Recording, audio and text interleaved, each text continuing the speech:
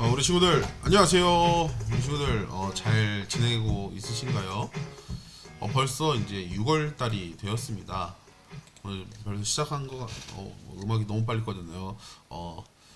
2022년도를 시작한 지 얼마 된 거 같지 않은데 벌써 이제 6월 달을 우리가 맞이하였습니다.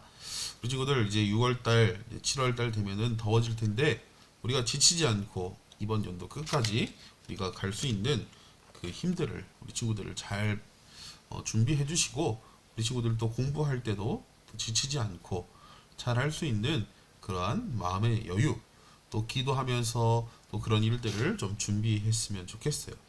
오늘은 우리가 성령의 열매인 사랑, 희락, 화평, 인내, 이제 자비를 함께 우리가 이야기를 나눌 거예요.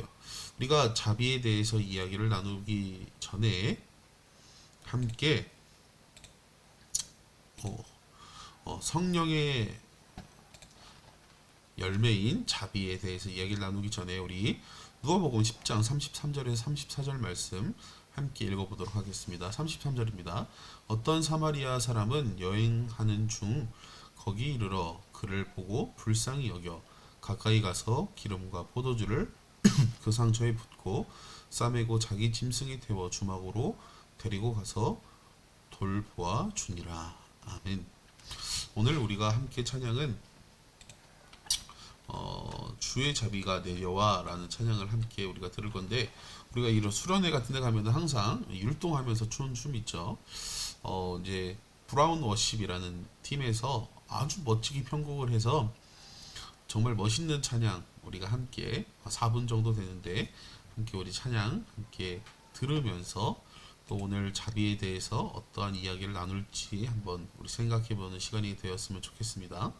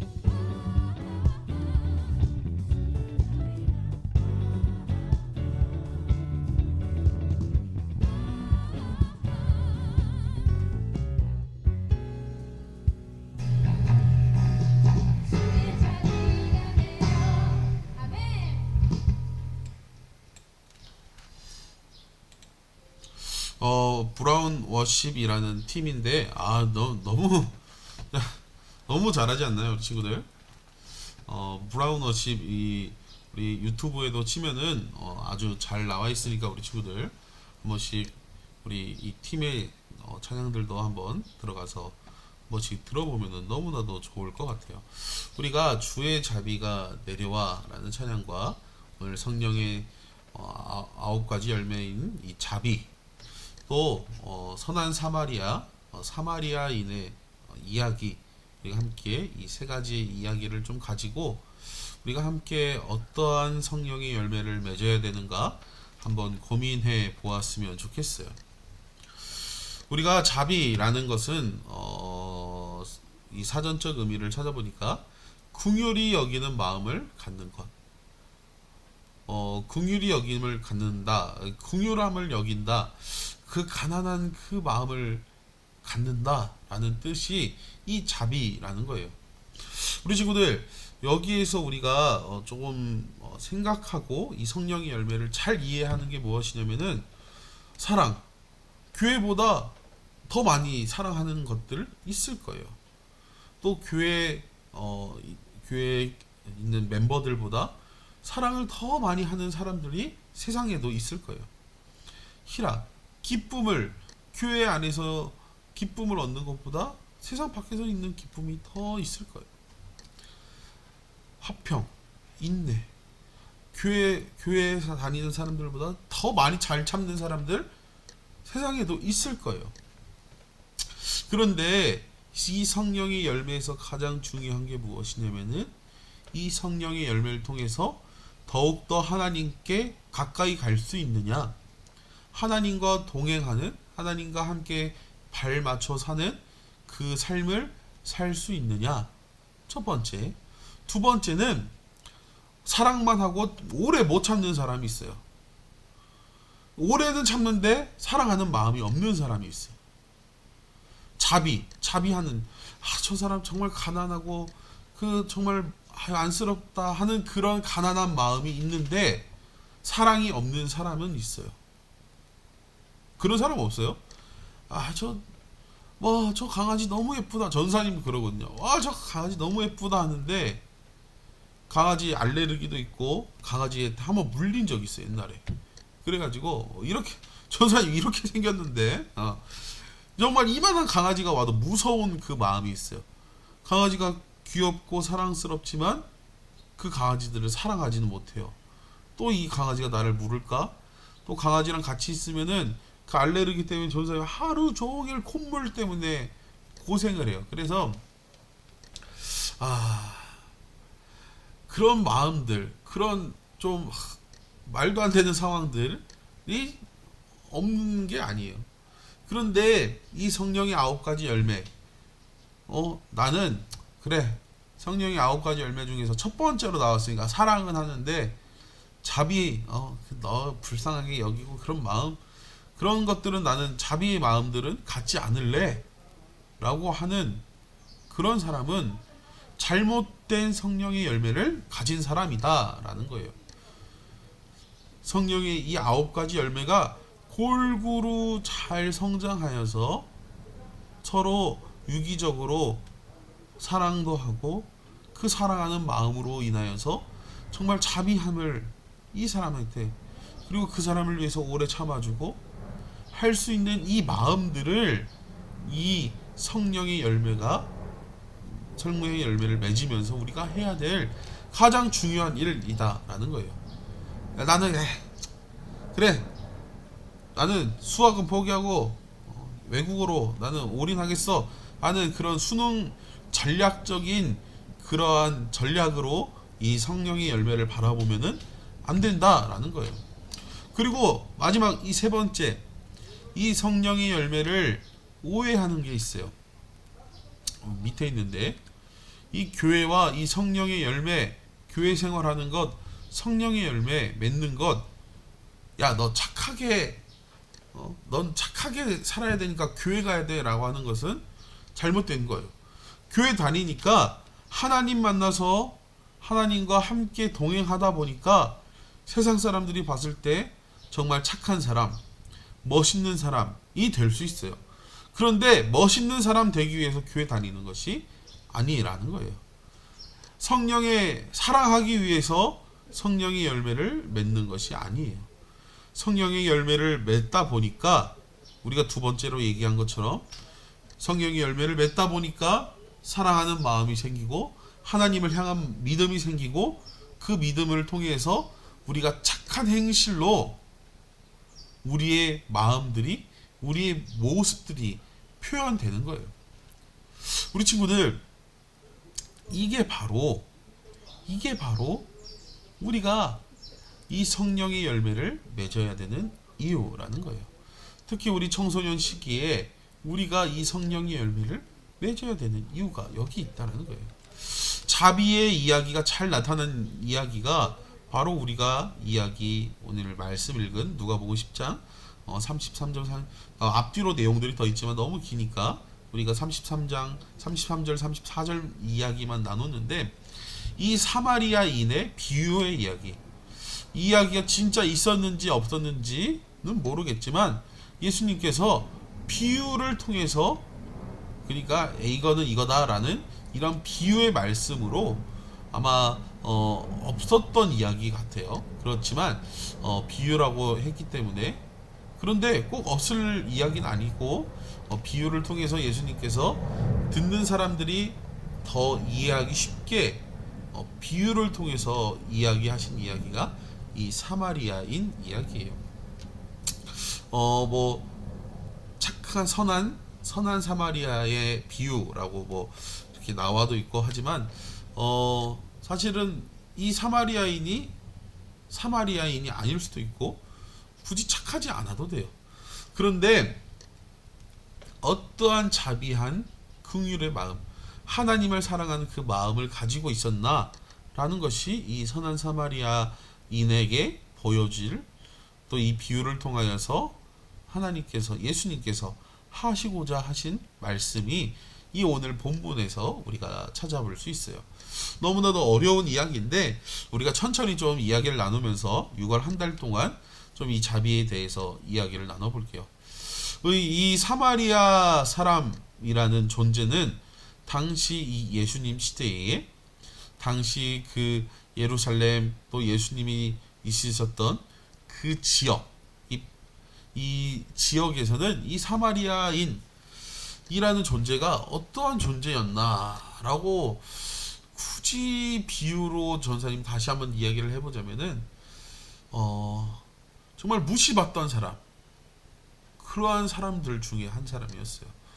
지금 우리 시대에서는 그래도 차별이 많이 없어졌다고 하지만 차별받는 사람들이 있죠.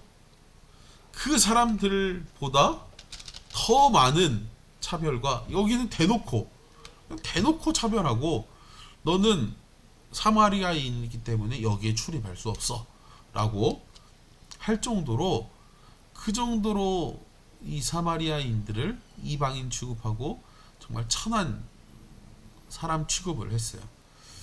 그리고 뭐 여기에 나오는 무슨 뭐 제사장들도 나오고 여러 인물들이 이 강도 만난 사람들 앞에 지나가게 돼요.